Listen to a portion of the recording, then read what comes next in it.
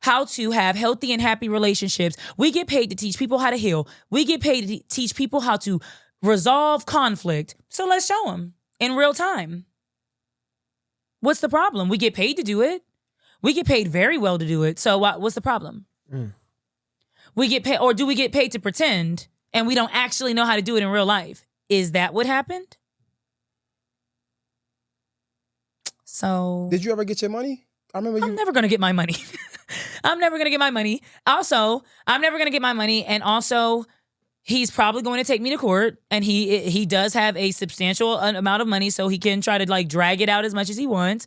Lawyer fees are expensive. That's another reason why I wanted to do what I did, because it's like people were saying, just shut up. Just go to court.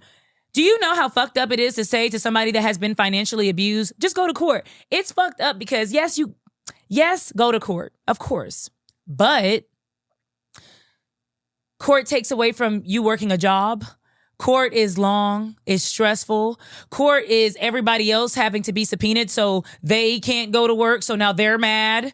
Court is your lawyer charging you $300-400 an hour, and he's charging you every time he answers the phone or texts.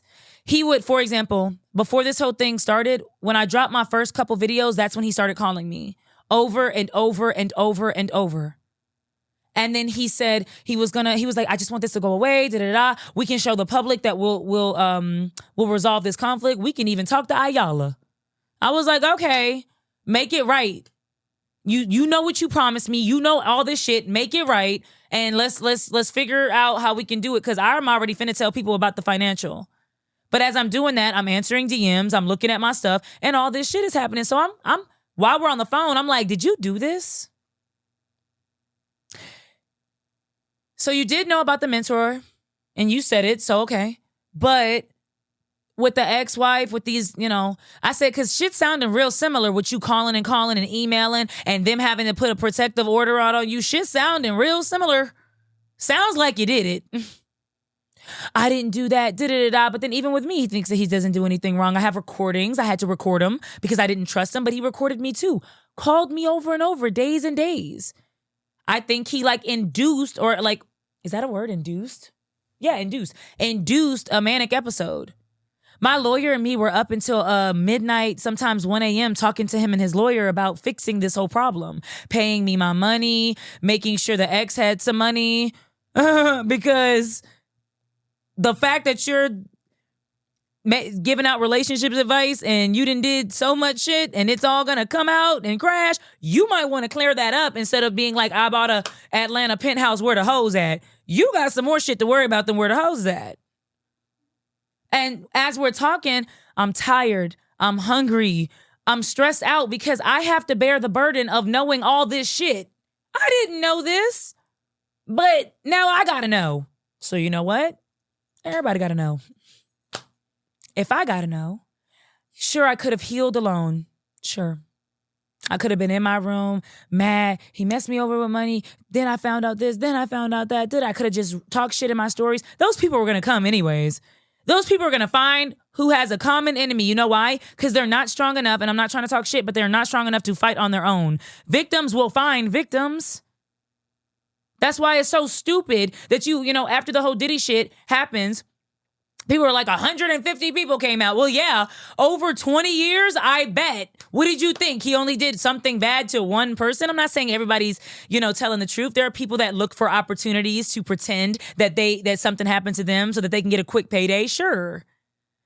All them people ain't lying. Everybody ain't fucking lying. So yeah, I'm not going to hold you. I'm going to take accountability. Was I going to sign that NDA for that $500,000 so that I can get the money to the people and we can let this go? Yep. But I think God has a funny way of being like, nah. No, you're not. I was tired of fighting. I have been fighting this whole time. I have been fighting forever. I was going to sign it. I wanted to let it go. Enough. Let me move on, do my own ventures. Clearly, I'm not good with working in spaces with people that act like that. Let me move on. But I am going to talk my shit because you took my audience. So I'm finna get my audience back, period. But when everything came out, it became deeper. And I think God was like, you don't have no choice. So the reason I say I thought it was God, I think it's God, because he had been calling me and offering money and trying to like induce, like try to provoke me and get me manic to make things right. But really it was to record me so that he could post me trying to extort him for $500,000. So that basically I sound crazy, I sound whatever. And that's what he would always do when he would do little things. He would always do that, like calling me Kitty's name on stage. He would always do little things to piss me off so that when people saw me mad at work, imagine you see somebody mad at work, you'll be like, what's wrong with John? Mm-hmm. Oh, he's bipolar, he's crazy. He's having an episode again. All right, cool, absolutely. Yo, what episode are you on now? Who the fuck did I work for? I'm on 15. All right, 15 episodes, and I feel like it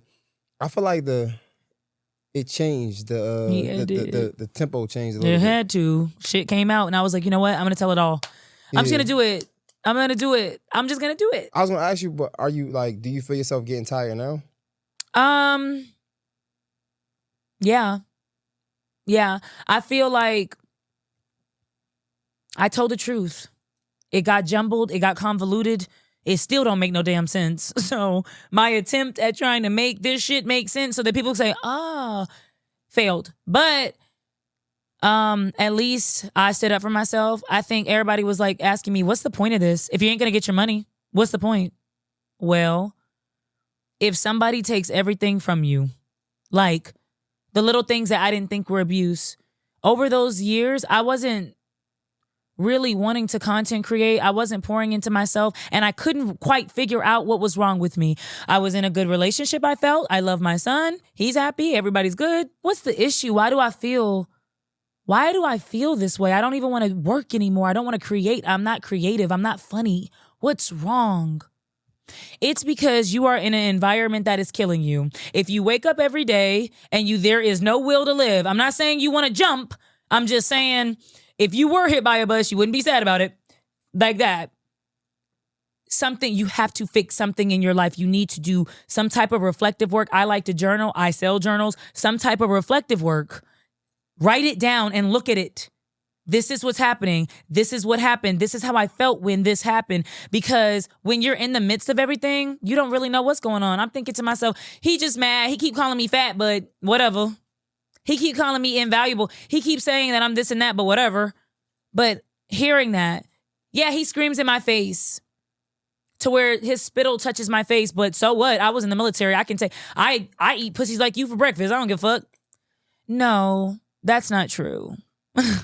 So when you look back on it, I guess, and you hear people say, well, what's the point of this? What would your direct answer be? The direct one answer, if I could choose any answer, because there was a lot of points. I had a lot of points, like, you played with me, you fucked around, here's how you find out, right? There was a lot of points. But the point is, when you've been financially abused, sexually abused, mentally abused, verbally abused, emotionally abused, spiritually abused, because there's a lot of church hurt. Some people aren't going to believe you. If don't do it because you think you're going to get praise, money, sympathy, no one's going to give a fuck. Everybody's dealing with their own abuse and they're looking at you like, whatever. Okay. Say it. Tell what happened. Say it over and over again in a mirror. Keep talking about it. I'm not saying that you got to let it consume you to where it's your life. I'm going to make a video and I'm going to explain as much as I can, and then I'm going to let it go. I'm going to do a docuseries because I'm funny and I want to play around with cinema. But it's my story. It happened to me. It was 4 years of shit. The worst 4 years I think I've ever experienced. And that's rich because I came from the military. They can take everything from you, but they cannot take your voice. They cannot take your story, just like they tell Black people. They can take everything from you, but they cannot take your education. They can't take what we know. And you know what happened, don't you? So even if everybody gaslights you, doesn't believe you, you know what happened. So say what happened. And if it makes people uncomfortable, I'll give you one example. You're cooking for Thanksgiving dinner, you're young, and your uncle comes up and touches you, right? Mm-hmm. You serve the food at dinner, you didn't like it, you're not okay with it, you serve the food at dinner, everybody's sitting down, it's a beautiful dinner, and you say, hey, uncle, I didn't like it and I didn't appreciate it when you did this. Well, one, you've now just ruined Thanksgiving. Two, the people that didn't really expect to hear that bullshit are going to be very mad at you. So you're going to have anger from different people. The abuser is going to use that to distract from what the fuck is the true situation. What is the root? The root is you did something inappropriate. So yeah, you're going to be looked at as the family member that ruined Thanksgiving. People are going to be uncomfortable. People aren't going to talk to you. People aren't going to fuck with you. But guess what? You stood up for yourself. You stood up for yourself. They're uncomfortable. Guess what? I was uncomfortable when I was touched. You're uncomfortable. Guess what? I was uncomfortable when I was financially abused. They said, "Aw, you're being mean to them." Yeah, they abused me. I don't have to be nice to an abuser. Why would I coddle an abuser? That's the enabler's job. So, yeah, it would be you have a voice. Don't let nobody take your voice from you. They can take everything. They cannot take your voice.